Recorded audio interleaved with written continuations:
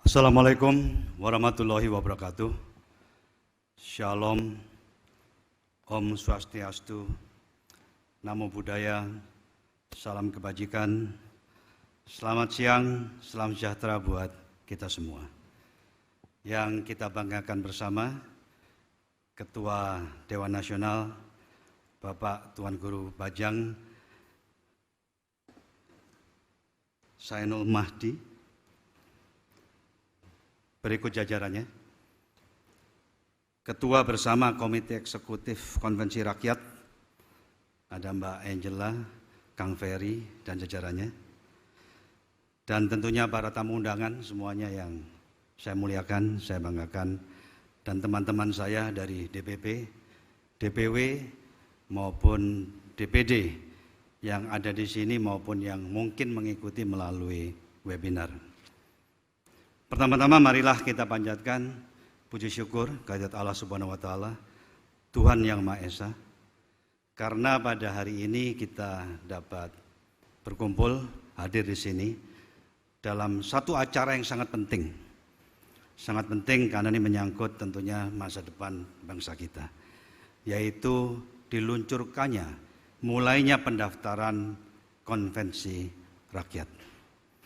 Saya ingin mengulang, pada saat HUT Partai Perindo tanggal 8 Oktober lalu, di situ ada dua substansi yang saya sampaikan. Yang pertama, gambaran garis besar tentang rencana dilangsungkannya konvensi rakyat, yaitu yang diluncurkan mulai pendaftarannya hari ini. Dan yang kedua, deklarasi terkait mulainya Partai Perindo memulai sebagai partai modern, yaitu semua proses demokrasi akan dimaksimalkan berbasis digital atau teknologi informasi. Saya perlu menjelaskan tentang konvensi rakyat. Kenapa konvensi rakyat harus diadakan? Ada 3 esensi di sini yang sangat penting. Yang pertama, bahwa konvensi rakyat ini menunjukkan bahwa Partai Perindo adalah partai yang inklusif, partai yang terbuka bagi seluruh rakyat Indonesia tanpa kecuali, sepanjang mereka adalah warga negara Indonesia dan yang tentunya memiliki kapasitas. Yang kedua, memberikan kesempatan bagi seluruh putra-putri bangsa kita untuk menjadi wakil rakyat yang mumpuni tentunya. Dan ini terbuka luas untuk semua warga negara Indonesia, bukan hanya di dalam negeri, tapi juga di luar negeri. Karena pelaksanaannya juga nanti berbasis digital. Beda dengan pelaksanaan secara offline, konvensional, yang tentunya itu akan terbatas. Terbatas tentunya dengan jangkauan di mana kita dapat melayani. Yang ketiga, konvensi rakyat ini juga memberikan tentunya satu kemungkinan yang lebih maksimal bahwa nanti wakil-wakil rakyat Partai Perindo di Dewan, baik itu di Parlemen tingkat nasional, di tingkat provinsi maupun tingkat kabupaten atau kota, adalah wakil-wakil rakyat yang memang memiliki kapasitas dan dapat memperjuangkan aspirasi daripada Partai Perindo. Saya ingin menegaskan kalimat terakhir, memperjuangkan aspirasi daripada perjuangan Partai Perindo itu sangat penting. Partai Perindo hadir bukan untuk meramaikan percaturan politik nasional, itu akan buang-buang waktu. Partai Perindo tentu memiliki ideologi Pancasila. Tapi Partai Perindo memiliki tujuan yang fokus karena keprihatinan terhadap kesejahteraan masyarakat kita. Itulah kenapa orientasi daripada Partai Perindo adalah untuk Indonesia sejahtera. Karena kesejahteraan itu wajib atau harus terwujud terlebih dahulu sebelum persatuan dan kesatuan di bumi Nusantara ini dapat dikokohkan secara solid tidak fragile karena iri, dengki, karena perbedaan yang sangat besar. Untuk itu, bagaimana cara mencapai itu? Karena perbedaan yang besar di tanah air atas sosial status daripada masyarakat kita, perlu ada keberanian memberikan atau melakukan kebijakan yang berpihak kepada rakyat kecil. Karena dengan demikian kita dapat mempercepat peningkatan produktivitas daripada rakyat kecil sehingga mereka menjadi produktif dan bersama-sama dengan yang lain yang sudah produktif membangun bangsa Indonesia untuk lebih cepat sejahtera. Apa relevansinya dengan konvensi rakyat? Tentunya seperti yang saya sampaikan tadi, dengan konvensi rakyat kita akan menghasilkan anggota-anggota dewan yang mumpuni yang nanti akan berjuang untuk tujuan itu.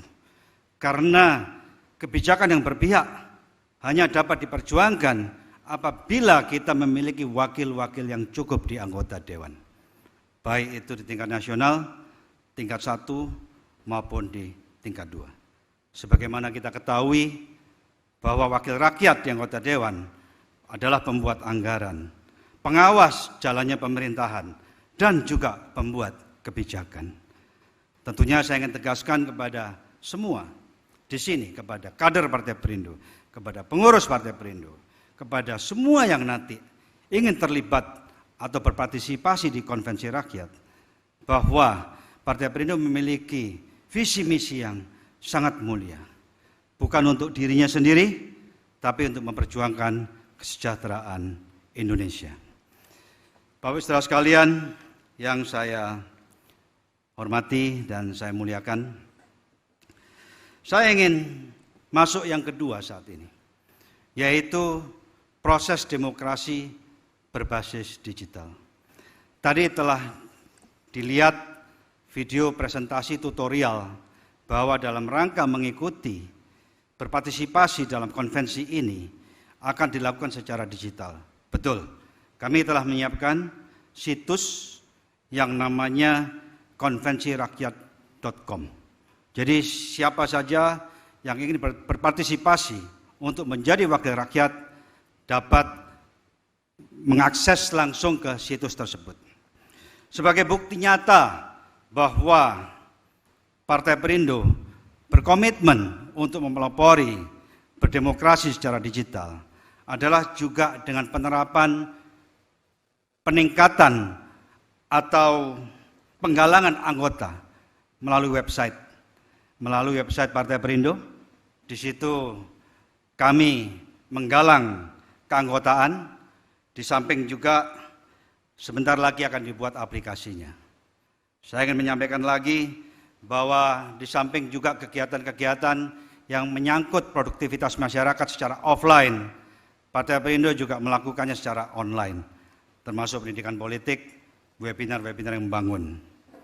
Kemudian tentunya sampai dengan proses demokrasi di pemilu tahun 2024 nanti, proses digital akan dimaksimalkan.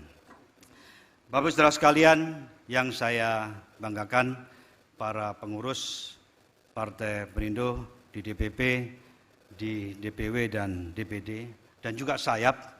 Maaf saya lupa menyampaikan sayap adalah bagian sangat penting juga, merupakan bagian yang tidak bisa dipisahkan dalam membangun perjuangan Partai Perindo, bahwa kita semua wajib ikut mensukseskan konvensi rakyat.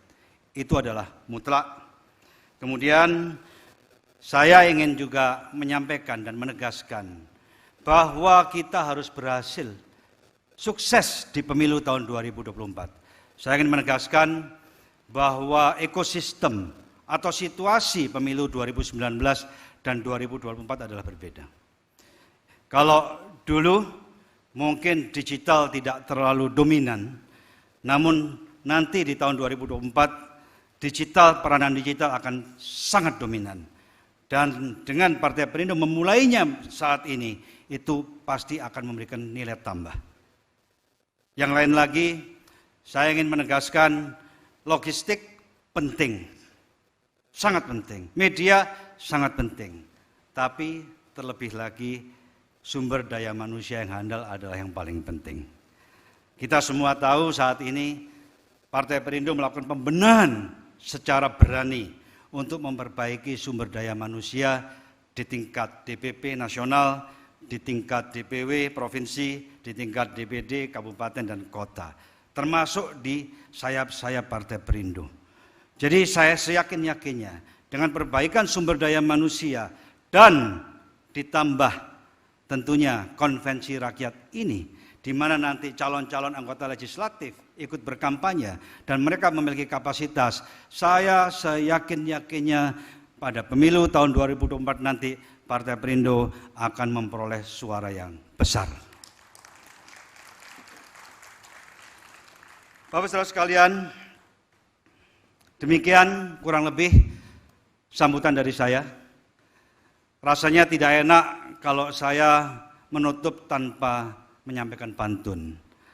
Saya beberapa tahun di kancah politik, ternyata pantun itu sangat penting. Izinkan saya membacakan satu pantun di sini yang saya siapkan tadi sebelum saya naik ke panggung. Kita berkumpul pada hari ini menghadiri suatu acara. Melalui konvensi rakyat ini, Indonesia akan sejahtera.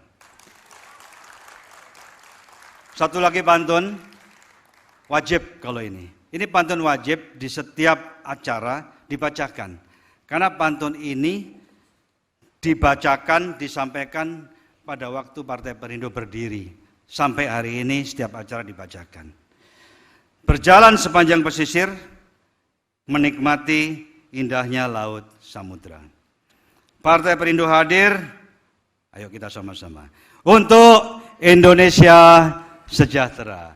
Partai Perindo hadir untuk Indonesia sejahtera. Terima kasih. Wassalamualaikum warahmatullahi wabarakatuh. Shalom, Om, Santi, Santi, Santi Om. Namo Buddhaya, salam kebajikan, salam sehat untuk kita semua. Terima kasih.